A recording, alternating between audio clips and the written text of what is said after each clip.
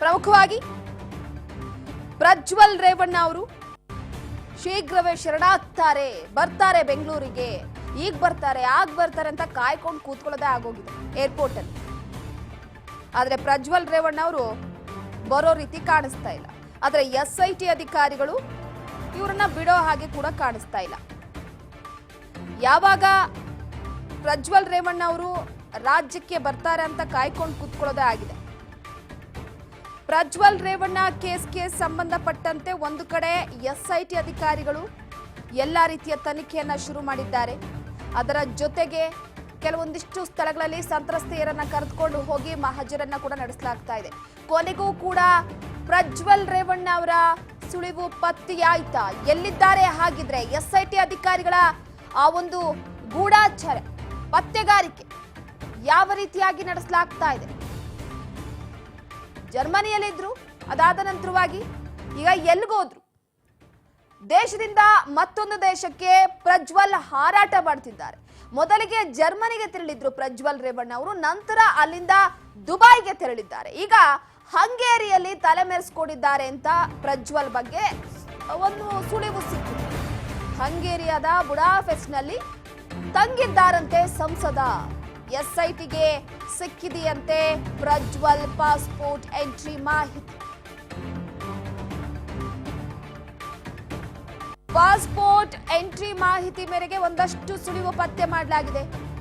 ಅದರ ಆಧಾರದ ಮೇಲೆ ಪ್ರಜ್ವಲ್ ಎಲ್ಲಿದ್ದಾರೆ, ಯಾವ ಸ್ಥಳದಲ್ಲಿದ್ದಾರೆ ಅನ್ನುವಂಥ ವಿಚಾರವನ್ನ ಪತ್ತೆ ಹಚ್ಚಿದ್ದಾರೆ. ಹಂಗೇರಿಯಾದ ಬುಡಾಪೆಸ್ಟ್ ನಲ್ಲಿ ತಂಗಿದ್ದಾರಂತೆ ಸಂಸದ. ಪ್ರಜ್ವಲ್ ರೇವಣ್ಣ ಬುಡಾಪೆಸ್ಟ್ ನಲ್ಲಿ ತಲೆಮರೆಸಿಕೊಂಡಿರುವ ಬಗ್ಗೆ ಮಾಹಿತಿ ಸಿಕ್ಕಿರುವಂಥದ್ದು.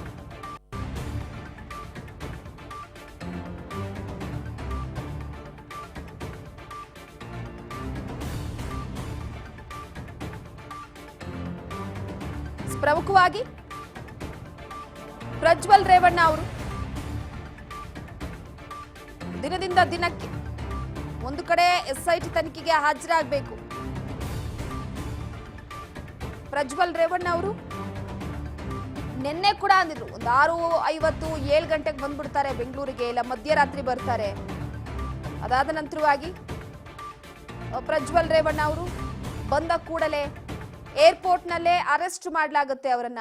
SIT ತಂಡ ಬೀಡು ಬಿಟ್ಟಿದೆ ಅಂತಾರಾಷ್ಟ್ರೀಯ ವಿಮಾನ ನಿಲ್ದಾಣದಲ್ಲಿ. ಅಲ್ಲೇ ಅವರನ್ನ ಅರೆಸ್ಟ್ ಮಾಡಿ ಕರೆದುಕೊಂಡು ಬರಲಾಗುತ್ತೆ ವಿಚಾರಣೆಗೆ ಎನ್ನುವ ವಿಚಾರವನ್ನ ಕೂಡ ಹೇಳಲಾಗ್ತಾ ಇತ್ತು. ಅವರ ಪಾಸ್ಪೋರ್ಟ್ ಪ್ಯಾಸೆಂಜರ್ಸ್ ಲೀಸ್ಟ್ ಏನಿರುತ್ತೋ ಆ ಪ್ಯಾಸೆಂಜರ್ಸ್ ಲೀಸ್ಟ್ ಗಳನ್ನ ತೆಗೆದುಕೊಂಡು ಅಲ್ಲಿರುವಂತಹ ಮಾಹಿತಿಯನ್ನ ಕಲೆ ಹಾಕಿ SIT ಅಧಿಕಾರಿಗಳು ಕೂಡ ಕಾಯ್ಕೊಂಡು ಕೂತಿದ್ರು. ಆದ್ರೆ ಪ್ರಜ್ವಲ್ ಬರಲೇ ಇಲ್ಲ. ಈಗ ಪ್ರಜ್ವಲ್ ಅವರು ಜರ್ಮನಿಯಲ್ಲಿದ್ರು, ಜರ್ಮನಿಯ ನಂತರ ಮತ್ತೆ ಎಲ್ಲಿಗೆ ಬರ್ತಾರೆ ಅಂತ ಒಂದು ಕಡೆ ಯೋಚನೆ ಮಾಡ್ಲಾಗ್ತಾ ಇತ್ತು. ಇಲ್ಲ ಮಧ್ಯರಾತ್ರಿ ಬರ್ಬೋದು, ಬೆಳಗಿನ ಜಾವ ಬರ್ಬೋದು, ಈಗ ಬರ್ಬೋದು, ಆಗ ಬರ್ಬೋದು ಅಂತ ಕಾದ್ ಕುಳಿತಿದ್ದಷ್ಟೇ ಆಗಿದೆ. ಈಗ ಅವ್ರು ಎಲ್ಲಿದ್ದಾರೆ ಅಂದ್ರೆ ಹಂಗೇರಿಯ ಬುಡಾಪೆಸ್ಟ್ ನಲ್ಲಿ ಇದ್ದಾರಂತೆ. ಅಂದ್ರೆ ಜರ್ಮನ್ ಬಿಟ್ಟು ದುಬೈ ಬಿಟ್ಟು ಈಗ ಬುಡಾಪೆಸ್ಟ್ ನಲ್ಲಿ ಇದ್ದಾರಂತೆ. ಪ್ರಜ್ವಲ್ ಬಗ್ಗೆ ಇಂಚಿಂಚು ಮಾಹಿತಿಯನ್ನ ಕೂಡ ಕಲೆ ಹಾಕ್ತಿದ್ದಾರೆ. ಅವರ ಪಾಸ್ಪೋರ್ಟ್ ಎಂಟ್ರಿ ವಿಚಾರವಾಗಿ ಕೂಡ ಇಲ್ಲಿ ನೋಡಿರುವಂಥದ್ದು. ಪ್ರಜ್ವಲ್ ಅವರು ಆಟ ಆಡ್ತಿದ್ದಾರೆ, ಈಗ ರಾಜ್ಯಕ್ಕೆ ಬರ್ತಾ ಇಲ್ಲ. ಐ ಥಿಂಕ್ ಬೇಲ್ ಸಿಗಬಹುದು, ಸಿಕ್ಕಿದ ತಕ್ಷಣ ಬರೋಣ ಅಂತ ಅಂದ್ಕೊಂಡಿದ್ದಾರೇನೋ ಗೊತ್ತಿಲ್ಲ. ಆದ್ರೆ 2 ನಾನ್ ಬೇಲೇಬಲ್ ಕೇಸ್ ಅವ್ರ ಮೇಲೆ ಈಗ ಆಗಿರುವಂತದ್ದು. ಕೆಲವೊಂದಿಷ್ಟು ಸೆಕ್ಷನ್ ಗಳನ್ನ ಕೂಡ ದೂರಿನಲ್ಲಿ ಉಲ್ಲೇಖ ಮಾಡಲಾಗಿದೆ.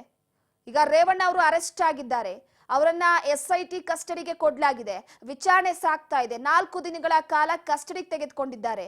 ವಿಚಾರಣೆಯನ್ನ ನಡೆಸಲಾಗ್ತಾ ಇದೆ. ಮತ್ತೊಂದು ಕಡೆ ಭವಾನಿ ರೇವಣ್ಣ ಅವರು ತಮ್ಮ ನಿವಾಸದಲ್ಲೇ ಇದ್ದಾರೆ. ಇನ್ನೊಂದು ಕಡೆ ಪ್ರಜ್ವಲ್ ರೇವಣ್ಣ ಅವರು ಕಣ್ಮರೆಯಾಗಿದ್ದಾರೆ. ಎಲ್ಲಿದ್ದೀಯಾ ಅಂತ ಹುಡುಕುವಂತ ಪರಿಸ್ಥಿತಿ ಬಂದಿದೆ. ಈಗ ರಾಜ್ಯಕ್ಕೆ ಬರಬೇಕು, ಕೆಲವೊಂದಿಷ್ಟು ವಿಚಾರಣೆಯನ್ನ SIT ಅಧಿಕಾರಿಗಳು ರೆಡಿ ಮಾಡಿ ಇಟ್ಕೊಂಡಿದ್ದಾರೆ. ಈಗ ಬುಡಾಪೆಸ್ಟ್ ನಿಂದ ಬೆಂಗಳೂರಿಗೆ ಯಾವತ್ತು ಬರ್ತಾರೆ, ಇವತ್ತು ಬರ್ತಾರಾ, ನಾಳೆ ಬರ್ತಾರಾ, ನಾಡಿದ್ದು ಬರ್ತಾರೋ ಗೊತ್ತಿಲ್ಲ, ಒಟ್ಟು ಬರ್ಬೇಕು ಪ್ರಜ್ವಲ್ ಅವರು. ಈಗ ಬ್ಲೂ ಕಾರ್ನರ್ ನೋಟಿಸ್ ಜಾರಿ ಮಾಡೋದಕ್ಕೆ CBI ನಿಂದ ಎಲ್ಲಾ ರೀತಿಯ ಸಿದ್ಧತೆಯನ್ನ ಕೂಡ ಮಾಡಿಕೊಳ್ಳಲಾಗಿದೆ. ಒಂದ್ ಕಡೆ CID ಮನವಿಗೆ ಈಗ ಒಂದ್ ಕಡೆ ಕೇಂದ್ರ ಸರ್ಕಾರನು ಸ್ಪಂದಿಸಬೇಕಾಗುತ್ತೆ. ಯಾಕಂದ್ರೆ ಒಬ್ಬ ಸಂಸದ ಜನಪ್ರತಿನಿಧಿ ಅಶ್ಲೀಲ ವಿಡಿಯೋ ಪ್ರಕರಣದಲ್ಲಿ ಭಾಗಿಯಾಗಿರುವಂತಹ ಈ ವಿಚಾರ ಸಾಕಷ್ಟು ಕೇವಲ ರಾಜ್ಯದಲ್ಲಿ ಮಾತ್ರ ಅಲ್ಲ, ದೇಶದಲ್ಲಿ ಮಾತ್ರ ಅಲ್ಲ, ಅಂತಾರಾಷ್ಟ್ರೀಯ ಮಟ್ಟದಲ್ಲೂ ಕೂಡ ಸುದ್ದಿ ಆಗ್ತಾ ಇದೆ ವಿಚಾರ. ಇಂತಹ ಸಂದರ್ಭದಲ್ಲಿ ಒಬ್ಬ ಸಂಸದನನ್ನ ಕರೆತಂದು ವಿಚಾರಣೆಯನ್ನ ನಡೆಸಬೇಕು ಅಂತಂದ್ರೆ ಈಗ ಬಿಜೆಪಿ ಜೊತೆ ಮೈತ್ರಿ ಕೂಡ ಮಾಡ್ಕೊಂಡಿದೆ. ಒಂದು ಕಡೆ ಕೇಂದ್ರದಿಂದಲೂ ಕೂಡ ಈ ವಿಚಾರವಾಗಿ ಸ್ಪಂದಿಸಬೇಕಾಗುತ್ತೆ. ಅಶ್ಲೀಲ ವಿಡಿಯೋ ಕೇಸ್ಗೆ ಸಿಬಿಐ ಕೂಡ ಬ್ಲೂ ಕಾರ್ನರ್ ನೋಟಿಸ್ ಅನ್ನ ಜಾರಿ ಮಾಡೋದಕ್ಕೆ ಎಲ್ಲ ರೀತಿಯ ಸಿದ್ಧತೆಯನ್ನ ಮಾಡ್ಕೊಂಡಿದೆ. ಅದಾದ ನಂತರವಾಗಿ ಪ್ರಜ್ವಲ್ ಅವರು ಬರಲೇಬೇಕು. ನೋಟಿಸ್ ನೀಡಿದ್ರು ಕೂಡ ವಿಚಾರಣೆಗೆ ಹಾಜರಾಗಿರ್ಲಿಲ್ಲ. ಇದೆಲ್ಲವನ್ನ ನೋಡಿ ಕೆಲ ದಿನಗಳ ಕಾಲ ಸಮಯವನ್ನ ಕೇಳಿದ್ರು. ಈಗ ಎಲ್ಲವೂ ಕೂಡ ಬೇರೆ ರೀತಿಯದ್ದಾಗ್ತಿದೆ. ಪಾಸ್ಪೋರ್ಟ್ ಎಂಟ್ರಿ, ಅದರ ಜೊತೆಗೆ ಎಲ್ಲೆಲ್ಲಿ ಸ್ಥಳ ಬದಲಾಯಿಸಿದ್ದಾರೆ, ಎಲ್ಲಿಂದ ಎಲ್ಲಿಗೆ ಹೋಗಿದ್ದಾರೆ, ಈಗ ಎಲ್ಲಿ ನೆಲೆಸಿದ್ದಾರೆ, ಅವರನ್ನ ಯಾವ ರೀತಿಯಾಗಿ ವಾಪಸ್ ಕರೆತರಬೇಕು ಅವರ ದೇಶಕ್ಕೆ, ಅದಾದ ನಂತರವಾಗಿ ಯಾವ ರೀತಿ ಅರೆಸ್ಟ್ ಮಾಡಬೇಕು, ಇದೆಲ್ಲವೂ ಕೂಡ ಅಶ್ಲೀಲ ವಿಡಿಯೋ ಕೇಸ್ನಲ್ಲಿ ಸಿಬಿಐ ಎಂಟ್ರಿ ಆಗಿದೆ. ಈಗ ಎಸ್ಐಟಿ ತನಿಖೆಯನ್ನ ನಡೆಸ್ತಾ ಇತ್ತು, ಈಗ ಸಿಬಿಐ ಎಂಟ್ರಿ. ಪ್ರಜ್ವಲ್ ಕೇಸನ್ನ ಸಿಬಿಐಗೆ ಒಪ್ಪಿಸಬೇಕು ಅಂತ ಕೆಲವೊಂದಿಷ್ಟು ಜನರು ಕೂಡ ಕೇಳ್ಕೊಂಡಿದ್ರು ರಾಜ್ಯ ಸರ್ಕಾರವನ್ನ. ಈಗ ಅಂತೂ ಇಂತೂ ಕೂಡ ಹಾಸನ ಸಂಸದನ ಪತ್ತೆಗೆ ಮುಂದಾಗಿದೆ ಸಿಬಿಐ.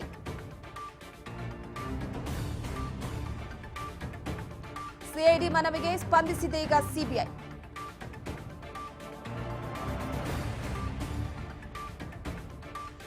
ಸಿಬಿಐನಿಂದ ಬ್ಲೂ ಕಾರ್ನರ್ ನೋಟಿಸ್ ಜಾರಿ ಸಾಧ್ಯತೆ ಮೊದಲೇ ಹೇಳಿದೆ ನಾನು. ಸಿಐಡಿಯಿಂದ ಬ್ಲೂ ಕಾರ್ನರ್ ನೋಟಿಸ್ ಜಾರಿ ಮಾಡಬಹುದು ಅಂತ. ಪ್ರಜ್ವಲ್ ಕೇಸ್ನಲ್ಲಿ ಕೊನೆಗೂ ಕೂಡ ಈಗ ಸಿಬಿಐ ಎಂಟ್ರಿ ಆಗಿದೆ.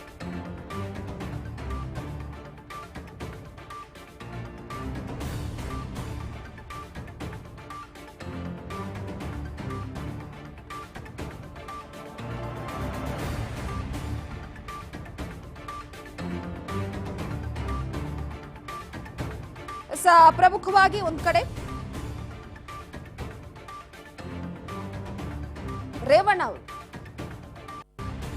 ಈಗಾಗಲೇ ಎಸ್ಐಟಿ ತನಿಖೆಯಿಂದ ತಪ್ಪಿಸ್ಕೊಳ್ಳೋಕೆ ಸಾಧ್ಯ ಆಗೇ ಇಲ್ಲ. ಅವ್ರನ್ನ ಪ್ರಮುಖವಾಗಿ ಪ್ರಜ್ವಲ್ ರೇವಣ್ಣ ಅವರು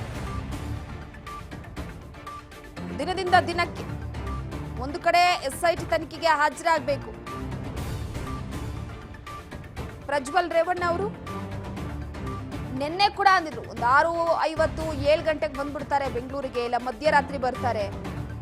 ಅದಾದ ನಂತರವಾಗಿ ಪ್ರಜ್ವಲ್ ರೇವಣ್ಣ ಅವರು ಬಂದ ಕೂಡಲೇ ಏರ್ಪೋರ್ಟ್ ನಲ್ಲೇ ಅರೆಸ್ಟ್ ಮಾಡಲಾಗುತ್ತೆ ಅವರನ್ನ. ಎಸ್ಐಟಿ ತಂಡ ಬೀಡು ಬಿಟ್ಟಿದೆ ಅಂತಾರಾಷ್ಟ್ರೀಯ ವಿಮಾನ ನಿಲ್ದಾಣದಲ್ಲಿ. ಅಲ್ಲೇ ಅವರನ್ನ ಅರೆಸ್ಟ್ ಮಾಡಿ ಕರೆದುಕೊಂಡು ಬರಲಾಗುತ್ತೆ ವಿಚಾರಣೆಗೆ ಎನ್ನುವ ವಿಚಾರವನ್ನ ಕೂಡ ಹೇಳಲಾಗ್ತಾ ಇತ್ತು. ಅವರ ಪಾಸ್ಪೋರ್ಟ್ ಪ್ಯಾಸೆಂಜರ್ಸ್ ಲೀಸ್ಟ್ ಏನಿರುತ್ತೋ ಆ ಪ್ಯಾಸೆಂಜರ್ಸ್ ಲೀಸ್ಟ್ ಗಳನ್ನ ತೆಗೆದುಕೊಂಡು ಅಲ್ಲಿರುವಂತಹ ಮಾಹಿತಿಯನ್ನ ಕಲೆ ಹಾಕಿ ಎಸ್ಐಟಿ ಅಧಿಕಾರಿಗಳು ಕೂಡ ಕಾಯ್ಕೊಂಡು ಕೂತಿದ್ರು. ಆದ್ರೆ ಪ್ರಜ್ವಲ್ ಬರಲೇ ಇಲ್ಲ. ಈಗ ಪ್ರಜ್ವಲ್ ಅವರು ಜರ್ಮನಿಯಲ್ಲಿದ್ರು, ಜರ್ಮನಿಯ ನಂತರ ಮತ್ತೆ ಎಲ್ಲಿಗೆ ಬರ್ತಾರೆ ಅಂತ ಒಂದು ಕಡೆ ಯೋಚನೆ ಮಾಡ್ಲಾಗ್ತಾ ಇತ್ತು. ಇಲ್ಲ ಮಧ್ಯರಾತ್ರಿ ಬರ್ಬೋದು, ಬೆಳಗಿನ ಜಾವ ಬರ್ಬೋದು, ಈಗ ಬರ್ಬೋದು, ಆಗ ಬರ್ಬೋದು ಅಂತ ಕಾದ್ ಕುಳಿತಿದ್ದಷ್ಟೇ ಆಗಿದೆ. ಈಗ ಅವ್ರು ಎಲ್ಲಿದ್ದಾರೆ ಅಂದ್ರೆ ಹಂಗೇರಿಯ ಬುಡಾಪೆಸ್ಟ್ ನಲ್ಲಿ ಇದ್ದಾರಂತೆ. ಅಂದ್ರೆ ಜರ್ಮನ್ ಬಿಟ್ಟು ದುಬೈ ಬಿಟ್ಟು ಈಗ ಬುಡಾಪೆಸ್ಟ್ ನಲ್ಲಿ ಇದ್ದಾರಂತೆ.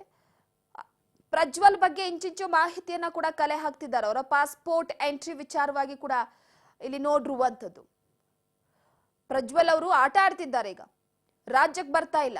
ಐ ಥಿಂಕ್ ಬೇಲ್ ಸಿಗಬಹುದು, ಸಿಕ್ಕಿದ ತಕ್ಷಣ ಬರೋಣ ಅಂತ ಅಂದ್ಕೊಂಡಿದ್ದಾರೇನೋ ಗೊತ್ತಿಲ್ಲ. ಆದ್ರೆ 2 ನಾನ್ ಬೇಲೇಬಲ್ ಕೇಸ್ ಅವ್ರ ಮೇಲೆ ಈಗ ಆಗಿರುವಂತದ್ದು. ಕೆಲವೊಂದಿಷ್ಟು ಸೆಕ್ಷನ್ ಗಳನ್ನ ಕೂಡ ದೂರಿನಲ್ಲಿ ಉಲ್ಲೇಖ ಮಾಡಲಾಗಿದೆ. ಈಗ ರೇವಣ್ಣ ಅವರು ಅರೆಸ್ಟ್ ಆಗಿದ್ದಾರೆ, ಅವರನ್ನ ಎಸ್ಐಟಿ ಕಸ್ಟಡಿಗೆ ಕೊಡಲಾಗಿದೆ. ವಿಚಾರಣೆ ಸಾಗ್ತಾ ಇದೆ. 4 ದಿನಗಳ ಕಾಲ ಕಸ್ಟಡಿಗೆ ತೆಗೆದುಕೊಂಡಿದ್ದಾರೆ. ವಿಚಾರಣೆಯನ್ನ ನಡೆಸಲಾಗ್ತಾ ಇದೆ. ಮತ್ತೊಂದು ಕಡೆ ಭವಾನಿ ರೇವಣ್ಣ ಅವರು ತಮ್ಮ ನಿವಾಸದಲ್ಲೇ ಇದ್ದಾರೆ. ಇನ್ನೊಂದು ಕಡೆ ಪ್ರಜ್ವಲ್ ರೇವಣ್ಣ ಅವರು ಕಣ್ಮರೆಯಾಗಿದ್ದಾರೆ. ಎಲ್ಲಿದ್ದೀಯಾ ಅಂತ ಹುಡುಕುವಂತ ಪರಿಸ್ಥಿತಿ ಬಂದಿದೆ. ಈಗ ರಾಜ್ಯಕ್ಕೆ ಬರಬೇಕು, ಕೆಲವೊಂದಿಷ್ಟು ವಿಚಾರಣೆಯನ್ನ ಎಸ್ಐಟಿ ಅಧಿಕಾರಿಗಳು ರೆಡಿ ಮಾಡಿ ಇಟ್ಕೊಂಡಿದ್ದಾರೆ. ಈಗ ಬುಡಾಪೆಸ್ಟ್ ನಿಂದ ಬೆಂಗಳೂರಿಗೆ ಯಾವತ್ತು ಬರ್ತಾರೆ, ಇವತ್ತು ಬರ್ತಾರಾ, ನಾಳೆ ಬರ್ತಾರಾ, ನಾಡಿದ್ದು ಬರ್ತಾರೋ ಗೊತ್ತಿಲ್ಲ, ಒಟ್ಟು ಬರ್ಬೇಕು ಪ್ರಜ್ವಲ್ ಅವರು. ಈಗ ಬ್ಲೂ ಕಾರ್ನರ್ ನೋಟಿಸ್ ಜಾರಿ ಮಾಡೋದಕ್ಕೆ ಸಿಬಿಐ ನಿಂದ ಎಲ್ಲಾ ರೀತಿಯ ಸಿದ್ಧತೆಯನ್ನ ಕೂಡ ಮಾಡ್ಕೊಳ್ಳಲಾಗಿದೆ. ಒಂದ್ ಕಡೆ ಸಿಐಡಿ ಮನವಿಗೆ ಈಗ ಒಂದ್ ಕಡೆ ಕೇಂದ್ರ ಸರ್ಕಾರನು ಸ್ಪಂದಿಸಬೇಕಾಗುತ್ತೆ. ಯಾಕಂದ್ರೆ ಒಬ್ಬ ಸಂಸದ, ಜನಪ್ರತಿನಿಧಿ ಅಶ್ಲೀಲ ವಿಡಿಯೋ ಪ್ರಕರಣದಲ್ಲಿ ಭಾಗಿಯಾಗಿರುವಂತಹ ಈ ವಿಚಾರ ಸಾಕಷ್ಟು ಕೇವಲ ರಾಜ್ಯದಲ್ಲಿ ಮಾತ್ರ ಅಲ್ಲ, ದೇಶದಲ್ಲಿ ಮಾತ್ರ ಅಲ್ಲ, ಅಂತಾರಾಷ್ಟ್ರೀಯ ಮಟ್ಟದಲ್ಲೂ ಕೂಡ ಸುದ್ದಿ ಆಗ್ತಾ ಇದೆ ವಿಚಾರ. ಇಂತಹ ಸಂದರ್ಭದಲ್ಲಿ ಒಬ್ಬ ಸಂಸದನನ್ನ ಕರೆತಂದು ವಿಚಾರಣೆಯನ್ನ ನಡೆಸಬೇಕು ಅಂತಂದ್ರೆ ಈಗ ಬಿಜೆಪಿ ಜೊತೆ ಮೈತ್ರಿ ಕೂಡ ಮಾಡ್ಕೊಂಡಿದೆ. ಒಂದು ಕಡೆ ಕೇಂದ್ರದಿಂದಲೂ ಕೂಡ ಈ ವಿಚಾರವಾಗಿ ಸ್ಪಂದಿಸಬೇಕಾಗುತ್ತೆ. ಅಶ್ಲೀಲ ವಿಡಿಯೋ ಕೇಸ್ಗೆ ಸಿಬಿಐ ಕೂಡ ಬ್ಲೂ ಕಾರ್ನರ್ ನೋಟಿಸ್ ಅನ್ನ ಜಾರಿ ಮಾಡೋದಕ್ಕೆ ಎಲ್ಲ ರೀತಿಯ ಸಿದ್ಧತೆಯನ್ನ ಮಾಡ್ಕೊಂಡಿದೆ. ಅದಾದ ನಂತರವಾಗಿ ಪ್ರಜ್ವಲ್ ಅವರು ಬರಲೇಬೇಕು. ನೋಟಿಸ್ ನೀಡಿದ್ರು ಕೂಡ ವಿಚಾರಣೆಗೆ ಹಾಜರಾಗಿರ್ಲಿಲ್ಲ. ಇದೆಲ್ಲವನ್ನ ನೋಡಿ ಕೆಲ ದಿನಗಳ ಕಾಲ ಸಮಯವನ್ನ ಕೇಳಿದ್ರು. ಈಗ ಎಲ್ಲವೂ ಕೂಡ ಬೇರೆ ರೀತಿಯದ್ದಾಗ್ತಿದೆ. ಪಾಸ್ಪೋರ್ಟ್ ಎಂಟ್ರಿ, ಅದರ ಜೊತೆಗೆ ಎಲ್ಲೆಲ್ಲಿ ಸ್ಥಳ ಬದಲಾಯಿಸಿದ್ದಾರೆ, ಎಲ್ಲಿಂದ ಎಲ್ಲಿಗೆ ಹೋಗಿದ್ದಾರೆ, ಈಗ ಎಲ್ಲಿ ನೆಲೆಸಿದ್ದಾರೆ, ಅವರನ್ನ ಯಾವ ರೀತಿಯಾಗಿ ವಾಪಸ್ ಕರೆತರಬೇಕು ಅವರ ದೇಶಕ್ಕೆ, ಅದಾದ ನಂತರವಾಗಿ ಯಾವ ರೀತಿ ಅರೆಸ್ಟ್ ಮಾಡಬೇಕು, ಇದೆಲ್ಲವೂ ಕೂಡ ಅಶ್ಲೀಲ ವಿಡಿಯೋ ಕೇಸ್ನಲ್ಲಿ ಸಿಬಿಐ ಎಂಟ್ರಿ ಆಗಿದೆ. ಈಗ ಎಸ್ಐಟಿ ತನಿಖೆಯನ್ನ ನಡೆಸ್ತಾ ಇತ್ತು, ಈಗ ಸಿಬಿಐ ಎಂಟ್ರಿ. ಪ್ರಜ್ವಲ್ ಕೇಸನ್ನ ಸಿಬಿಐಗೆ ಒಪ್ಪಿಸಬೇಕು ಅಂತ ಕೆಲವೊಂದಿಷ್ಟು ಜನರು ಕೂಡ ಕೇಳ್ಕೊಂಡಿದ್ರು ರಾಜ್ಯ ಸರ್ಕಾರವನ್ನ. ಈಗ ಅಂತೂ ಇಂತೂ ಕೂಡ ಹಾಸನ ಸಂಸದನ ಪತ್ತೆಗೆ ಮುಂದಾಗಿದೆ ಸಿಬಿಐ.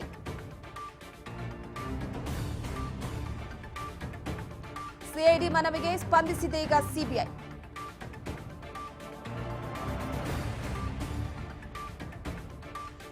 ಸಿಬಿಐನಿಂದ ಬ್ಲೂ ಕಾರ್ನರ್ ನೋಟಿಸ್ ಜಾರಿ ಸಾಧ್ಯತೆ ಮೊದಲೇ ಹೇಳಿದೆ ನಾನು. ಸಿಐಡಿಯಿಂದ ಬ್ಲೂ ಕಾರ್ನರ್ ನೋಟಿಸ್ ಜಾರಿ ಮಾಡಬಹುದು ಅಂತ. ಪ್ರಜ್ವಲ್ ಕೇಸ್ನಲ್ಲಿ ಕೊನೆಗೂ ಕೂಡ ಈಗ ಸಿಬಿಐ ಎಂಟ್ರಿ ಆಗಿದೆ.